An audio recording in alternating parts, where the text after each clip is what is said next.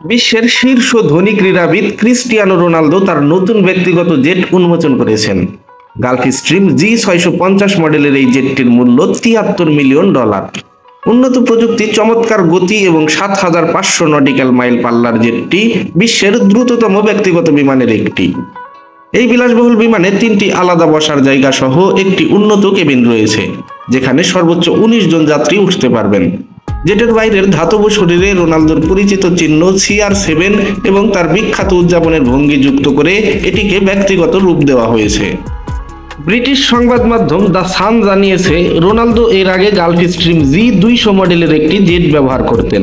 সেটি বিক্রি করেই তিনি নতুন এই উন্নত মডেলটি কিনেছেন। বর্তমানে সৌদি আরবের ক্লাব আল নাসরে খেলা রোনালদো ফোর্বসের তালিকায় ২০২৪ সালের সর্বোচ্চ আয়করী ক্রীড়াবিদ হিসেবে স্থান পেয়েছেন। তার বার্ষিক আয় $২৬০ মিলিয়ন, যার মধ্যে ২০০ মিলিয়ন আসে আল নাসর থেকে বেতন হিসেবে এবং বাকি ৬০ মিলিয়ন আসে ব্র্যান্ড CR7 ও বিজ্ঞাপন থেকে। সামাজিক যোগাযোগ মাধ্যম ইনস্টাগ্রামে রোনালদো সবচেয়ে বেশি অনুসারী থাকা ব্যক্তি।